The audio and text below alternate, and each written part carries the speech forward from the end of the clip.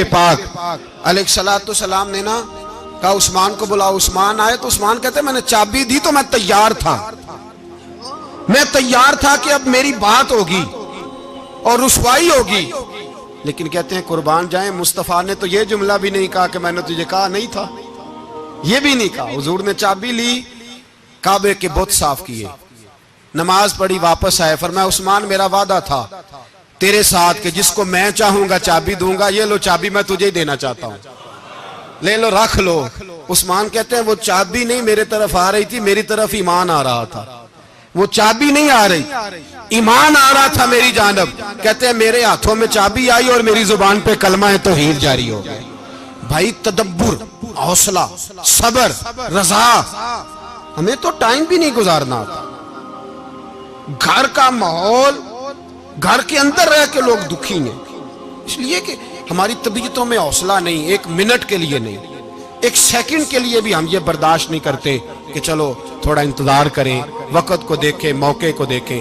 میرے نبی پاک علیہ السلام پہ اتنی مصیبتیں آئیں کہ پہاڑ پہ آتی تو وہ ریزہ ریزہ ہو جاتے, لیکن کسی مقام پر بھی حضور علیہ السلام شکوہ کرتے نظر نہیں آتے.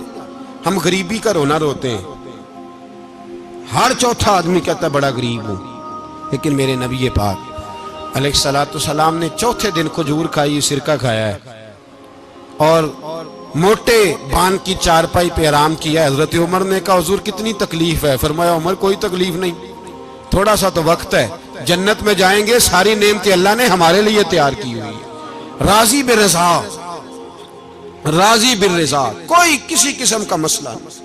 ہمیں آزمائشیں آتی ہیں, تکلیفیں آتی ہیں, بیماریاں آتی ہیں, لوگ چھوٹی چھوٹی بات پر پریشان ہو جاتے ہیں, ذرا ذرا سی بات پر شکوہ کرتے ہیں.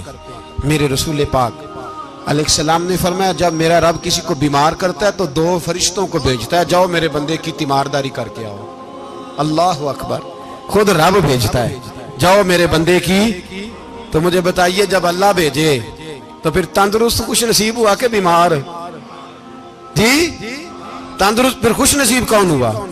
میرے نبی پاک صلی اللہ علیہ وسلم نے فرمایا رب 2 فرشتے بھیجتا ہے, فرماتا ہے پتہ کر کے آؤ میرے بندے کا اس کا کیا حال ہے. حالانکہ اللہ سارا ہی جانتا ہے. فرشتے آتے ہیں, واپس جاتے ہیں, رب کریم پوچھتے ہیں بتاؤ میرا بندہ کیا کہتا تھا؟ اللہ تجھے سارا ہی پتہ ہے, پر ہم سے پوچھتے تو بتا دیتے ہیں. وہ یہ کہتا تھا کہ میں اپنی رب کی رضا پہ بڑا ہی راضی ہوں. وہ تیری حمد کر رہا تھا, تیری تعریف کر رہا تھا, تیرا شکر کر رہا تھا, تیرے لیے کلمات حمد بیان کر رہا تھا.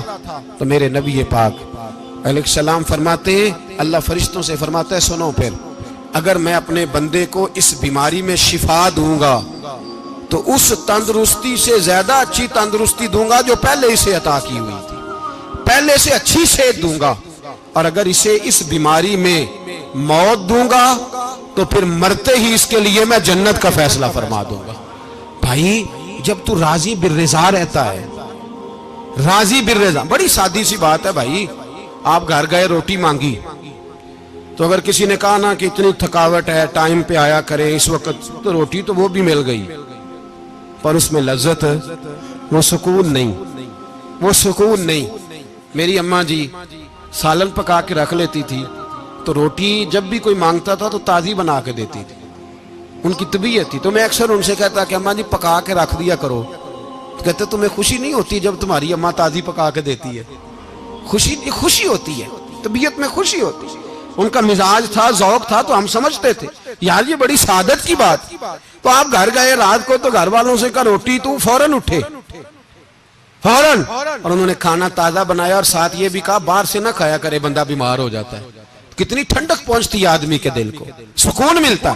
تو بھائی بیماری تو آپ نے کاٹ لی, لیکن ساتھ کہو ہو بڑا بیمار ہوں, میں نے تو اتنے گناہ بھی نہیں کیے, ظلم بھی نہیں کیا, کسی کو کچھ بھی. اب بیماری تب بھی کٹ گئی, پر بڑی آزمائش, مریض ڈاکٹر کے گلے پڑ رہا, اس کے لواحقین جھگڑے کر رہے, بیماری وہ بھی کٹ گئی.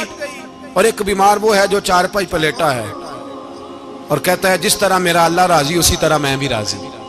تو بیماری اس کی بھی کٹ گئی. حضرت یونس علی نبینا علیہ السلام نے ایک دن حضرت جبریل امین ملنے آئے تو جناب یونس علیہ السلام کہنے لگے اے جبریل اللہ کے نیک بندوں میں جو اللہ کو اس وقت سب سے زیادہ پسند ہے نبیوں کے بعد، توجہ کرنا بات پر، جو سب سے زیادہ اللہ کو پسند ہے نبیوں کے بعد ولیوں میں، اور سب سے زیادہ اللہ جس کو اللہ کی بارگاہ میں عبادت گزار لکھا جاتا ہے، میری اس بندے سے ملاقات کرا۔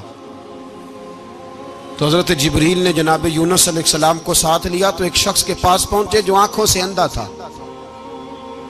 دونوں ہاتھ اس کے سلامت نہیں تھے اور پورے جسم میں پیپ جاری تھی، ریشہ تھا۔ جب جا کے السلام علیکم کہا نا حضرت یونس نے، اس نے وعلیکم السلام کے بعد پہلا لفظ پتہ کیا کہا؟ اس نے کہا یا اللہ تیرا شکر ہے، یا اللہ تیرا، آپ بھی ادا کریں اللہ کا شکر، یا اللہ تیرا، اللہ تیرا شکر ہے۔ تو حضرت یونس علیہ السلام کہنے لگے تو شروع سے اس طرح کا ہے، نابینا بھی اور ہاتھوں سے معذور بھی اور سارا جسم شروع سے؟ تو بڑے ہی خوبصورت لفظ اس بیمار نے کہے، کہنے لگے نہیں حضور میں بالکل ٹھیک ٹھاک تھا، جب تک میرے رب نے چاہا کہ یہ دنیا کو دیکھے تو تب تک اس نے مجھے آنکھیں دیں، اور جب اس نے چاہا کہ اب اس کا دیکھنا بہتر نہیں تو اس نے واپس لے لی۔ تو یا اللہ تیرا شکر ہے، اللہ تیرا شکر ہے۔ پھر کہا جب تک اس نے چاہا کہ میرے ہاتھ رہے تب تک رہے، جب اس نے چاہا کہ میرے لیے بہتر نہیں تو اس نے لے لیے، تو یا اللہ تیرا شکر ہے۔ جب تک اس نے چاہا کہ میرا جسم صحیح و سلامت رہے تو رہا، اور جب اس نے چاہا کہ میرے لیے بہتر نہیں تو مجھے بیمار کر دیا، تو یا اللہ تیرا شکر ہے۔ تو حضرت یونس علیہ السلام کہنے لگے جبریل واقعہ یہ اللہ کا سب سے زیادہ شکر گزار بندہ ہے، سب سے زیادہ عبادت گزار بندہ ہے، سب سے زیادہ۔ میرے نبی پاک علیہ السلام نے فرمایا میرا مومن ہر حال میں ہی نفع میں ہے، نعمت ملے تو شکر کر کے نفع، مصیبت آئے تو صبر کر کے نفع، اپنی زندگی میں تحمل، بردباری، علم پیدا کرے، حوصلہ پیدا کرے۔ ہر آنے جانے والے شخص کے مزاج کے مطابق اسے نہ ملے، اپنا مزاج صحیح رکھے، اپنی طبیعت کے مطابق اپنے ماحول کو برقرار رکھے۔ علم کے ساتھ گزارا کرو گے تو رشتہ داروں سے بھی بنی رہے گی، دوستوں سے بھی بنی رہے گی، ہر ایک سے تعلق رہے گا۔ اور اگر آپ کے اندر یہ حوصلہ نہیں تو پھر سارے معاملات پریشانی کا شکار ہو جائیں گے۔ یہ تو آج کا مضمون تھا۔ ہمیں نا لوگ مشورہ دیتے ہیں، کہتے ہیں پیر صاحب درویشوں کو سیاست کی بات نہیں کرنی چاہیے، دیتے ہیں نا مشورہ لوگ، جی تھوڑا تھوڑا بول دیں، تھوڑا تھوڑا دیتے ہیں نا۔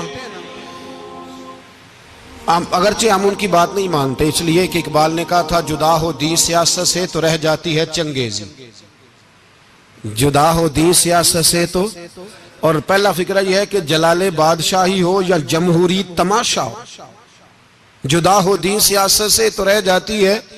اس نے کہا جب سیاست اور دین علیحدہ علیحدہ ہوتے ہیں تو چنگیز خان اور ہلاکو خان پیدا ہوتے ہیں۔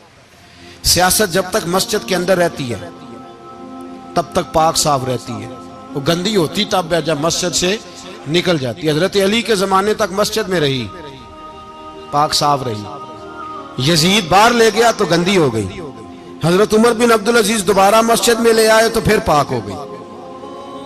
لیکن پھر بھی ایک ساتھی نے مجھے کہا تو اس کی بات میں، سب کی باتیں نہیں مانتا، اس کی بات میری سمجھ میں آئی۔